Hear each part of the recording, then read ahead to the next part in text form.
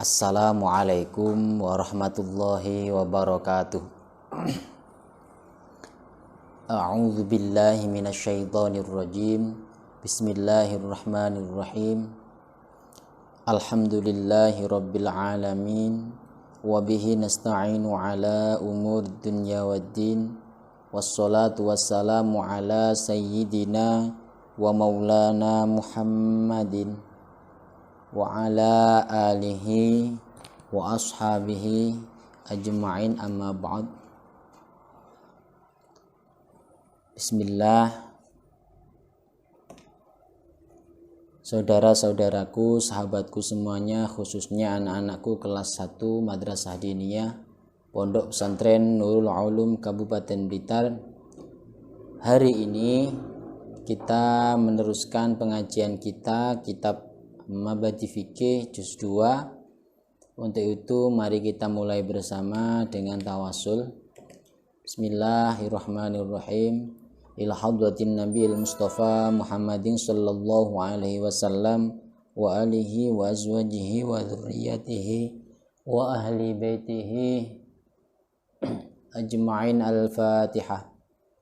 A'udzu billahi minasyaitonir rajim. Bismillahirrahmanirrahim. Alhamdulillahi rabbil alamin arrahmanir rahim maliki yaumiddin. Iyyaka na'budu wa iyyaka nasta'in ihdinas siratal mustaqim siratal ladzina an'amta 'alaihim ghairil maghdubi 'alaihim waladdallin. Hadrati Sayyidina Abi Bakar wa Umar wa Uthman wa Ali wal hadis sultanil awliya Syekhina Syekh Abdul Qadir al-Jailani wal hadim Syafi'i wal hadu jami'a awliya ta'ala khusus murid ismil jabal wal jamil musannifin wal muallifin wal mufassirin wa jami' syuhada'i was salihin wa jami' ulama al-amilin wal 'arifin wa jami'il malaikatil muqarrabin wa jami'il anbiya'i wal mursalin wa ila hawda jami'al muslimin wal muslimat wal mu'minin wal mu'minat al-ahya'i minhum wal amwat wa ila hadrati abina wa ummina wa ila hadrati jami' ustadina ilal muntaha la hadrati jami' talmidina wa tilmidatina wa ila hadrati musannifi wa muallifi hadzal kitab Syekh Umar Abdul Jabbar. Al-Fatihah. A'udzu billahi minasyaitonir rajim. Bismillahirrahmanirrahim. Alhamdulillahi rabbil alamin arrahmanir rahim maliki yaumiddin.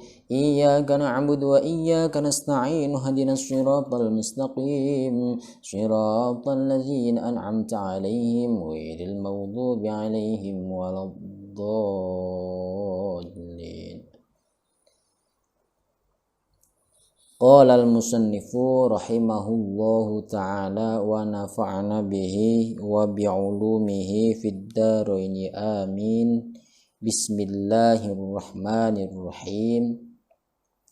Silahkan dibuka bab salat.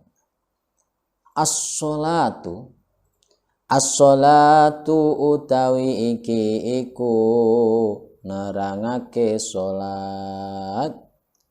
As-salatu tawi iki iku nerangake salat. Sin soal alaman ing atase sapa disingkat damel fa'alif. Oh ya, untuk hari ini dan seterusnya kita tidak lalaran lagi ya, karena insya Allah sampean semua sudah hafal. Hanya saja nanti ketika memaknai akan saya bimbing sedikit-sedikit.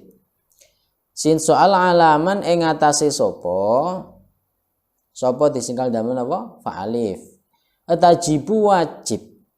Alaman ing atase sapa tajibu wajib. Apa sing wajib? Apa as-sholatu sholat. Apa as-sholatu sholat. Jadi siapa sajakah orang yang wajib melaksanakan sholat? Jadi nanti kalau orang ini termasuk kita, berarti kita juga nanti wajib sholat. Lanjut, Jim jawab. Ala kulli muslimin.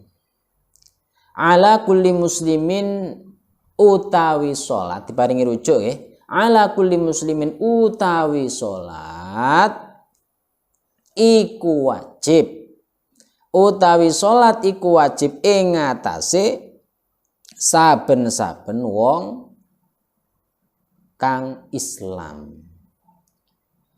utawi salat iku wajib ing atase saben-saben wong kang Islam utawa wong muslim sami mawon.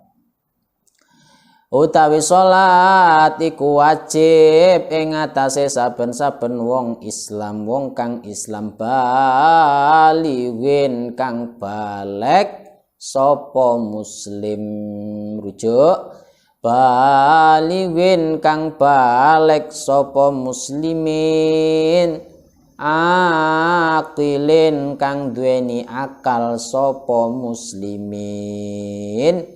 Akilin kang duweni akal sapa muslimin. Jadi sholat itu wajib bagi semua, setiap orang Islam yang balik dan punya akal.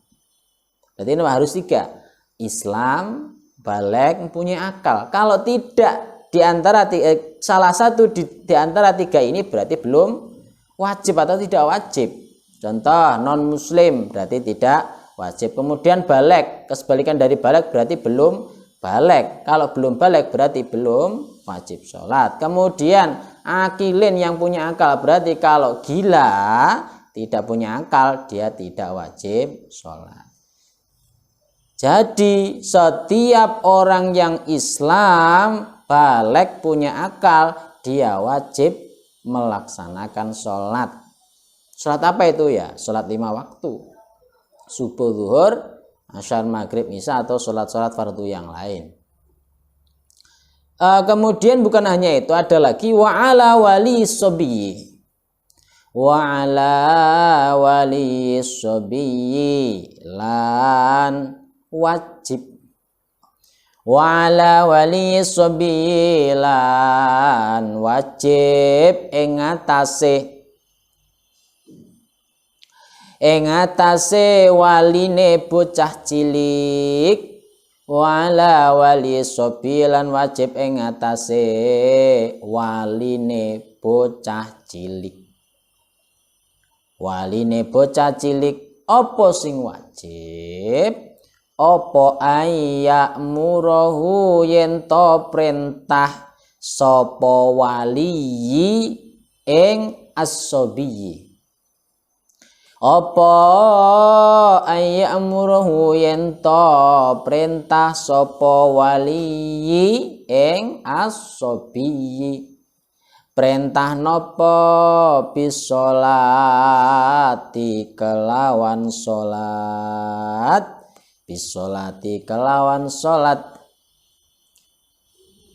Seorang walinya anak kecil berarti nama bapake utawa ibu bapake utawa ibu utawa yang lain yang menjadi walinya seorang anak, maka dia wajib memerintahkan anak kecil untuk belajar sholat. Ketika anak kecil mencapai usia berapa? Ba'da tamami sab'i sinina. Ba'da tamami sab'i sinina ing dalem sawise sampurnane pitu pira-pira taun. Ing dalem sawise sampurnane pitu pira-pira taun. Wa yadribahu lan yento mukul sapa wali ing sobi. Wa yadribahu lan yento mukul sapa wali ing sobi. Yento mukul sapa wali ing sobi ala tarkiha ing atase ninggal salat. Ala tarkiha ing atase ninggal salat. Ninggal salat ketika umur berapa? Ba'da kamali asyri sinina. Ba'da kamali asyri sinina. Ing dalam sakwise sampurnane piro-piro taun. Ing dalem sawise sampurnane 10 piro-piro taun. Ing dalem sawise sampurnane 10 piro-piro taun. Bismillahirrahmanirrahim. Saya ulang lagi dari awal. Bab sholat. Sholat itu ada pertanyaan sin soal. Siapa sajakah orang yang wajib melaksanakan sholat? Siapa saja itu? Ala kulli muslimin balighin akilin. Jadi sholat itu wajib bagi setiap orang Islam yang balik dan punya akal. Nah, jika kita sudah Islam, sudah balik dan punya akal kok tidak sholat, berarti dia terkena hukum haram. Wajib kan? Wajib kebalikannya apa? Haram. Jadi jika tidak melaksanakan sholat, jika melaksanakan sholat akan mendapat pahala, jika meninggalkan sholat maka akan mendapatkan siksa. Saya ulang lagi, kan sholat niku wajib. Sedangkan pengertian wajib adalah perkara yang apabila dikerjakan mendapat pahala, yang apabila ditinggalkan mendapat dosa. Berarti intinya lek sholat oleh pahala, lek ndak sholat oleh siksa atau dosa. Dan lah terus lek panggang ngengkel ndak sholat dipun yo napa niku yo mendapatkan dosa. Sok balesane ning akhirat. Wa ala wali sobi. Lanjutannya niku wa ala wali sobi ayamuru bi sholati ba'da tamami sab'i sinin. Jadi ketika ada anak yang berumur sampurna umur 7 tahun, orang tuanya atau walinya, wakil dari orang tuanya, misalkan orang tuanya tidak ada, sudah tidak ada, kemudian yang mengasuh itu atau neneknya atau pamannya atau buliknya, wajib memerintah anak tersebut untuk belajar sholat. Marai sholat. Jadi nek bocah lanang umur 7 tahun, wong tuane iku wajib wajib ngongkon anaknya belajar sholat. Lah belajarnya neng di, ya kalau orang tuanya bisa ya diajari sendiri. Dan lah kalau tidak bisa bagaimana? Ya kon ngaji ning TPQ, kon mondok dan lain sebagainya. Ngoten.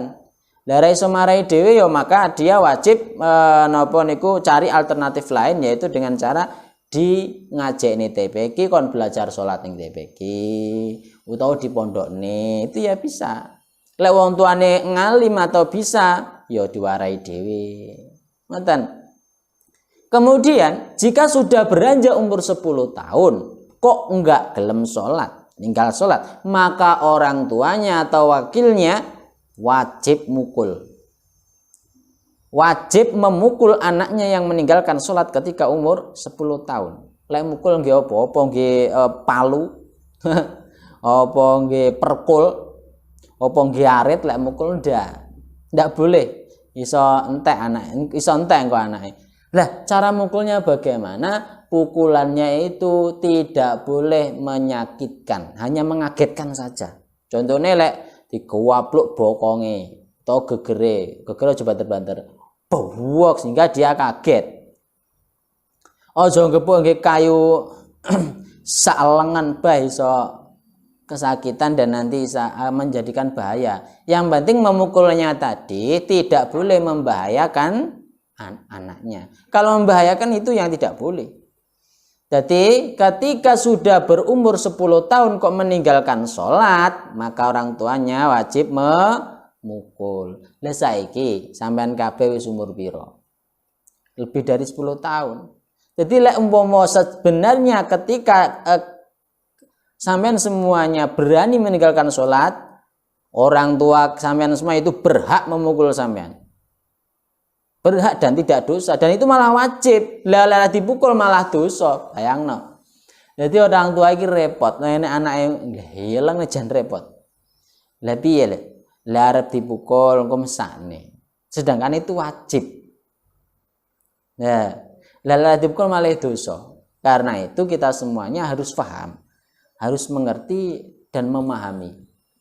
Jika sampai nanti tidak sholat, itu efeknya juga ke orang tuanya nanti.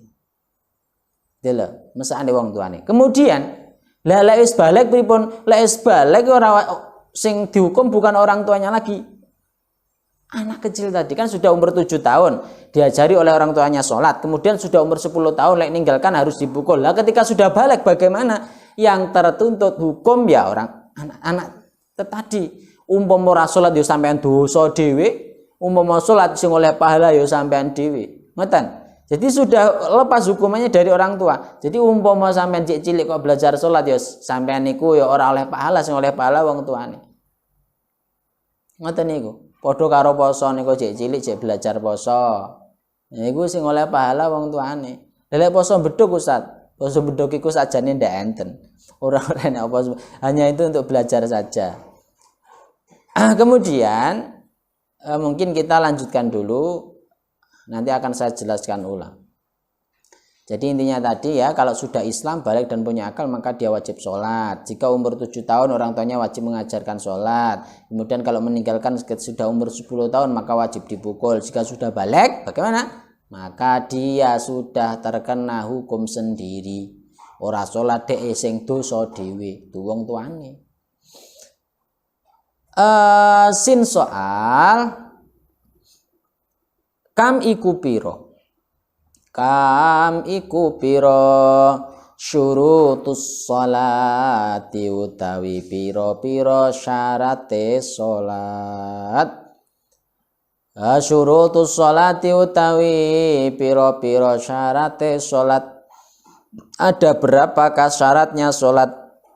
Yang dinamakan syarat itu adalah sesuatu yang ada di luar pelaksanaan sholat. Jadi sakdurunge arep sholat, syarat-syarat ini nanti harus terpenuhi. Nah, kita lanjutkan dulu. Jim jawab. Syurutuha utawi piro disingkat damel jim kalih mim digandeng. Utawi piro syarate sholat. Syurutua utawi piro syarate sholat iku khamsatun limo. Jadi 5 perkara. Syaratnya sholat itu ada 5. Maksudnya bagaimana? Seperti yang saya katakan tadi, 5 perkara ini harus sudah terpenuhi ketika akan melaksanakan sholat, karena disebut dengan syarat. Jadi syarat itu adalah sesuatu yang ada di luar pelaksanaan sesuatu yang disyaratinya. Atau kalau sholat berarti apa? Syarat itu adalah sesuatu yang wajib dilakukan di luar pelaksanaan sholat. Mari kita lanjutkan. Al-awalu utawi kang awal. 5 tadi apa? Al-awalu utawi kang awal. Al-awalu utawi kang awal iku at-thaharatu suci. Iku at-thaharatu suci. Harus suci dari apa? Minal hadatsi saking hadas. Minal hadasi saking hadas al akbari kang gedhi opo al hadas. Al akbari kang gedhe opo al hadas. Wal asghari lan kang cilik opo hadas. Wal asghari lan kang cilik opo hadas. Jadi yang pertama syaratnya sholat itu harus suci dari hadas besar dan hadas kecil. Dan jadi sadurunge sholat itu harus perhatikan, kita itu harus suci dari hadas besar dan juga suci dari hadas kecil. Apa itu hadas besar yang kemarin itu? Kalau hadas besar adalah sesuatu yang mewajibkan mandi. Kalau hadas kecil itu seseorang yang tidak punya wudu atau yang mewajibkan wudu. Jadi ketika arepe sholat ya kudu duwe wudu, ya tidak dalam keadaan hadas besar. Itu yang pertama. Kemudian yang nomor 2, Atsani utawi kang nomor loro. Atsani utawi kang nomor loro iku taharatul badani. Iku taharatul badani sucine badan. Iku taharatul badani sucine badan. Wa thawbilan sandangan. Wa thawbilan sandangan. Wal makani lan panggonan. Wal makani lan panggonan minan najasati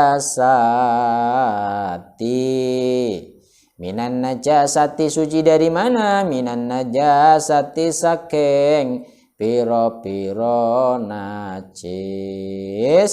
Minan najasati saking piro-piro najis. Yang kedua, syaratnya sholat yang kedua harus suci dari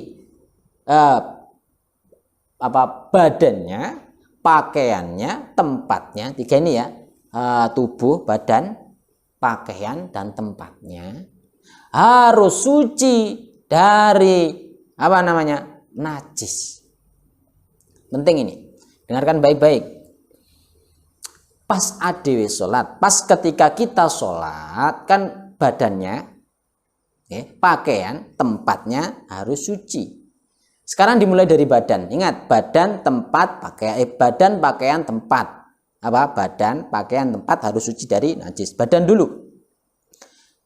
Lah ketika badan kita ini terkena najis, kita ngkel sholat, maka sholatnya nanti tidak sah. Lah kalau ada najis, nah ini yang penting saya sampaikan. Ketika najisnya itu dimakfu, berarti sholatnya tetap sah. Contohnya najis yang dimakfu apa? Contoh, ketika sampean itu punya namanya kalau di wajah kukul utawa jerawat, mbok cites, kemudian nanti pas arep sholat ada darahnya, itu dimakfu, dimakfu. Dhewe lho, golek mbok sarene kancane ya malah ndak dimakfu. Kemudian apalagi wudunen. Pokoke sampean ki lho wudunen wis meh mletros ya. Kan itu nanti akan mengalir darah. Dan itu nanti dimakfu. Kemudian darah apalagi yang dimakfu? Nyamuk. Ning klambine sampean nenek bekasi getih nyamuk. Nyamuk iku meletos dhewe, ora mbok cablek niku. Jadi ketika meletos ngenek klambine sampean, itu nanti najisnya dimakfu. Kemudian pakaian juga ya tadi, sandangan dan pakaian. Kemudian apa? Gudiken. Nah iki sing usum. Mulane jaga kebersihan, jaga kesehatan benda gudiken. Lah pakai gudiken ya wis takdir. Biasanya ketularan kancane nih. Lah kemudian nanti ketika dikukur kan ada darahnya itu ya. Dikukur ada darahnya, itu hukumnya bagaimana ketika di bawah sholat? Ya itu tetap najis, hanya saja dimakfu karena sedikit ya, yang penting sedikit. Lewake sak ember ya ya ndak dimakfu lah, geteo sak ember. Kemudian tempat, nah ini penting lagi nih. Tempat yang maksud tempat di sini adalah tempat menempelnya anggota sholat.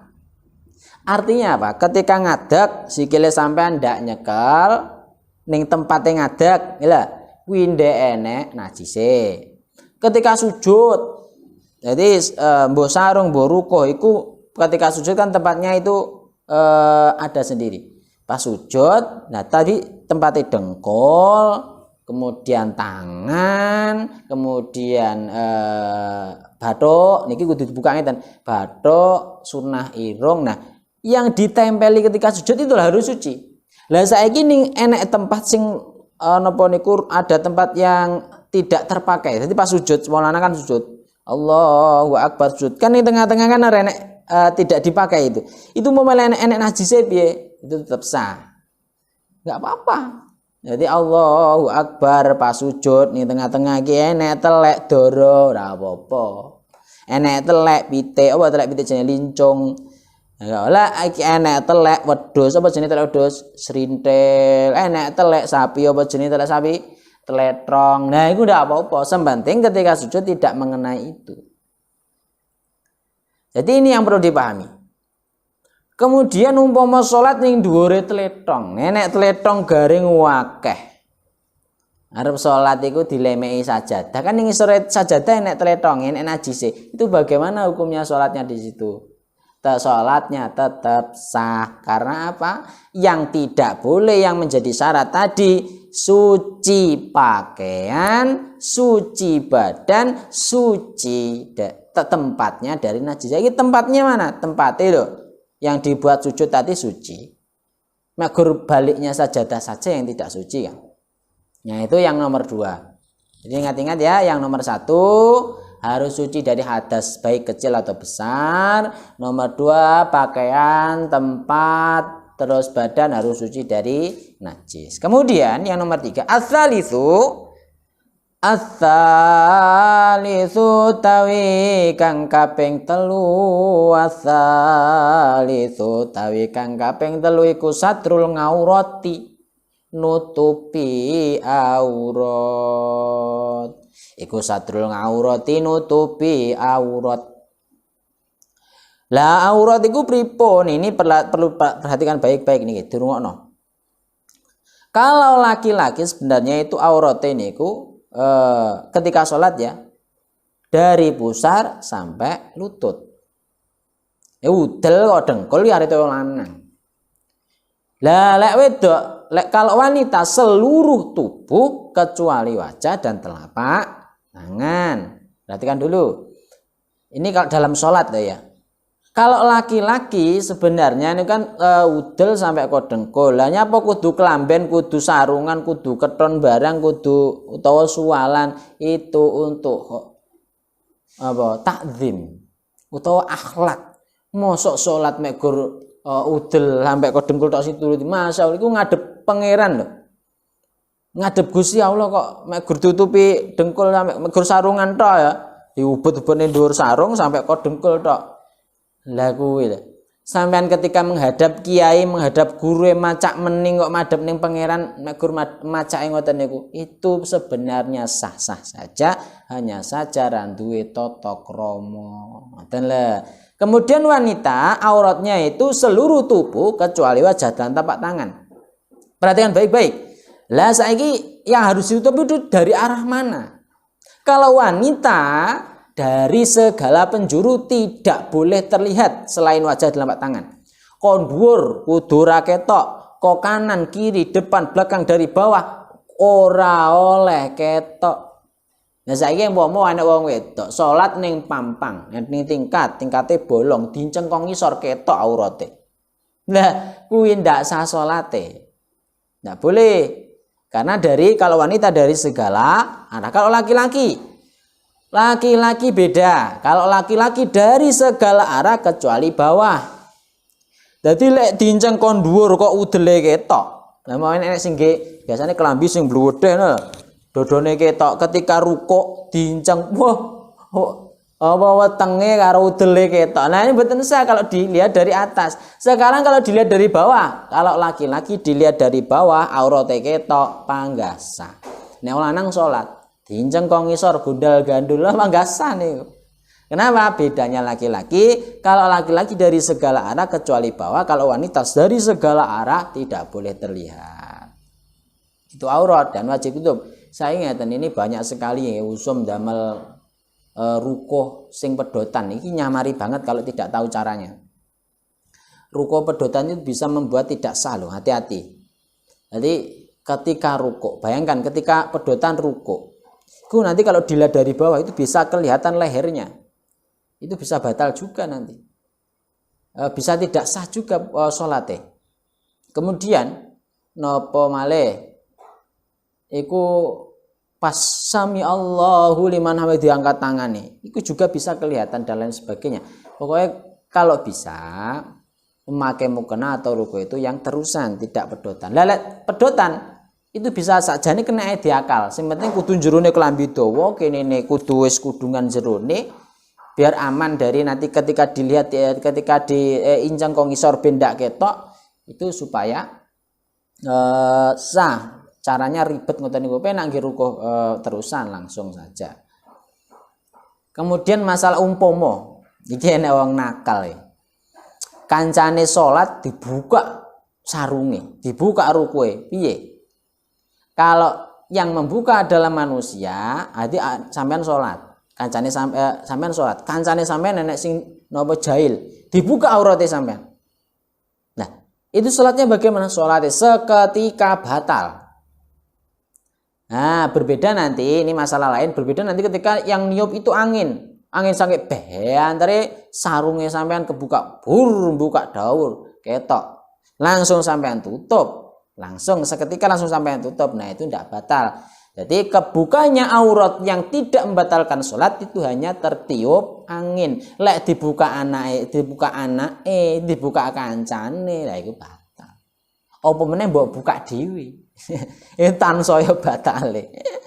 Kemudian ar-rabi'u monggo dimaknani malih ar-rabi'u tawi kang nomor 4. Ar-rabi'u tawi kang nomor 4 iku ma'rifatu dukhulil waqti. Ma'rifatu dukhulil waqti ngawarui manjinge waktu. Ma'rifatu dukhulil waqti ngawarui manjinge waktu. Yang nomor 4 yaitu harus tahu kalau itu sudah masuk waktunya. Mau sholat zuhur ya kudu ngerti lek iku masuke waktu zuhur. Lek umpama waktu ngasar iku ya kudu ngerti lek kuwi mau wis masuk waktu ngasar. Lek jek ragu tidak sah nanti sholatnya. Karena mengetahui masuknya waktu sholat merupakan sebuah syaratnya sholat. Iki mau wis masuk waktu zuhur apa ngasar ya. Dan dilalah. Kalau ragu ya, dilalah apa enggak sholat dan ternyata pas, sholatnya tetap tidak sah. Karena harus memang benar-benar tahu kalau itu sudah masuk waktunya sholat. Itu nggih. Kemudian yang kelima, al-khamisu tawi kang nomor 5. Al-khamisu tawi kang nomor 5 iku istiqbalul kiblati. Iku istiqbalul kiblati madhep kiblat. Iku istiqbalul kiblati madhep kiblat. Jadi yang kelima adalah menghadap kiblat. Lah terus lah umpama iki nek kancane sinjel wis salat anteng-anteng khusyuk-khusyuk karo kancane diputer malah muadhep malah mungkuri kiblat malah madhep ngetan. Hukumnya bagaimana? Nanti salatnya langsung batal. Kancane nakal. Wis salat anteng-anteng khusyuk diadhep nimburi ya batal salatnya. Kemudian tapi ya, kalau masalah menghadap kiblat ini ada memang keadaan-keadaan yang boleh tidak menghadap kiblat. Contohnya napa?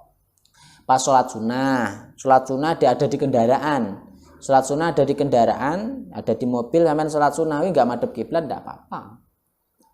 Jadi pas naik mobil sampean punya wudu, kemudian sampean sholat sunnah di situ enggak apa-apa. Rukuknya dan sujudnya menggunakan menggunakan isyarah ya biar sujud tidak bisa kan. Pokoknya numpak motor karo salat duha usolli sunat duha Allahu akbar itu madhep nang dine tidak apa-apa karena naik kendaraan. Kalau naik kendaraan salat sunnah itu tidak harus menghadap kiblat. Nah itu ada keterangannya sendiri nanti.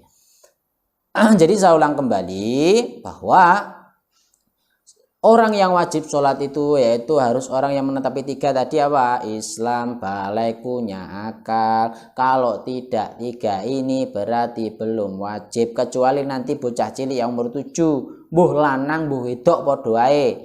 Jadi umur 7 di orang tuanya wajib mengajari sholat. Berarti sampean ya wajib belajar sholat ketika umur 7. Nah nanti ketika umur 10 kok meninggalkan kan wajib belajar sholat.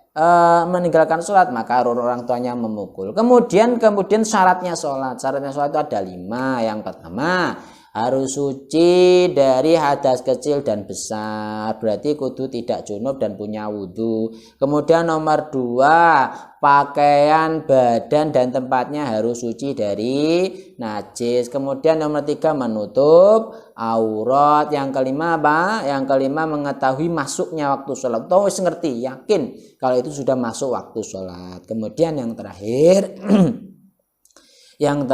menghadap kiblat. Itu adalah syarat-syaratnya sholat. Kemudian kita lihat bawahnya.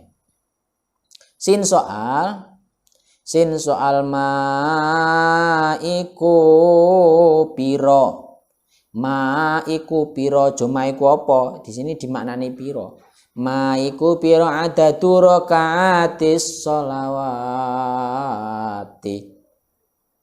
Adadu rakaatis sholawati utawi piro-piro wilangane piro-piro rakaate piro-piro salat. Piro-pirone ana 3. Dirungokno iki. Utawi piro-piro wilangane piro-piro rakaate piro-piro salat. Utawi wilangane ngoten nggih kenging sebenarnya. Utawi wilangane pira-pira rakaate pira-pira salat. Salat sing pripun al-mafrudhati kang den fardhoake apa sholawat. Al-mafrudhati kang den fardhoake apa sholawat. Ada berapakah jumlah rakaatnya salat fardu? Ada berapakah rakaatnya sholat fardu? Jawabannya di bawah. Jim jawab sab'a asyrota utawi adadu rakaatis sholawatil mafruḍah. Wawa nih rujuke. Jadi mbok kowe panas ruwet. Wawa rujuke.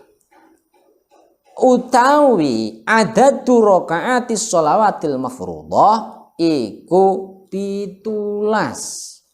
Sab'a asyrota utawi adadu rakaatis sholawatil mafruḍati iku 17. Apane rokngatan, apane disingkat damel tak kalih mim. Tak kalih mim gandeng. Apane rokngatan rokaate. Ada berapakah jumlah rokaatnya sholat fardu? Jawabannya ada 17. 17 perinciannya di bawah nih. 17. Sama hitung sendiri nanti. Yuk kita hitung bersama-sama bawahnya nih. Nomor 1. Rokatani rupane rong rokaat. Rokatani rupane rong rokaat fi subuh yang dalam sholat subuh. Fi subuh yang dalam sholat subuh. Yang pertama adalah 2 rokaat di dalam waktu sholat subuh. Sholat subuh niku jumlahnya rong rokaat. Waktunya kapan sholat subuh? Wa waktuha utawi waktune as-subuhi. Wa waktuha utawi waktune as-subhi iku min tulu'il fajri awet saking muncule fajar. Min tulu'il fajri awet saking muncule fajar. Awit saking muncule fajar utawa metune fajar. Fajar iku ana loro, enek fajar sotik, ana fajar kadzib. Ana malih fajar berlian. Iki enggak termasuk di sini. O as-sadiqi kang temen apa al-fajri. As-sadiqi kang temen apa al-fajri fajar sodik. Min tulu'il fajri awet saking muncule fajar as-sadiqi kang temen apa al-fajri. Sampai kapan itu mulainya? Jadi mulainya itu ketika keluarnya fajar sodik. Sampai kapan? Ila tulu'i syamsi. Ila tulu'i syamsi tumeka maring muncule srengenge. Ila tulu'i syamsi tumeka maring muncule srengenge.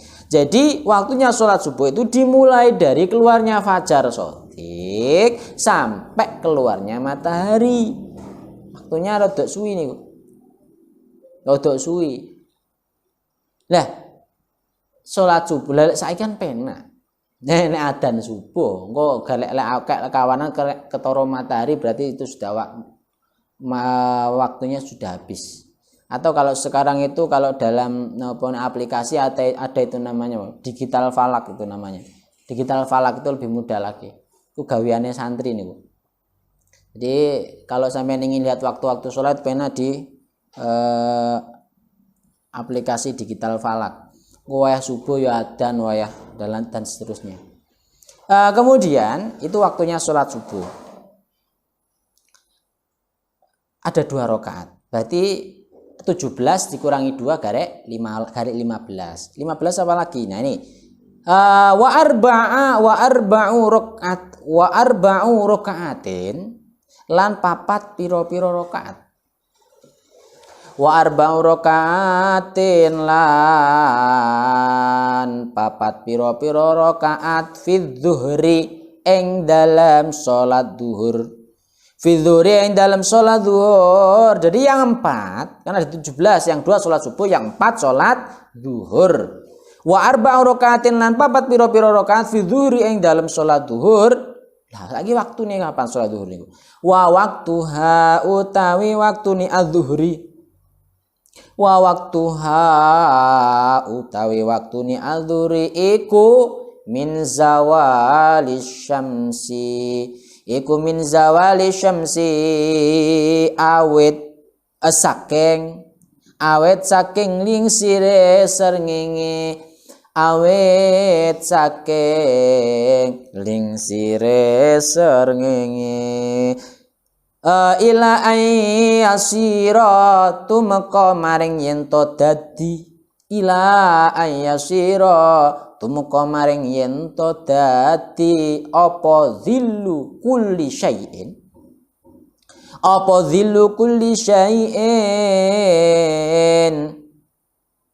ayang-ayange saben-saben suwiji-wiji.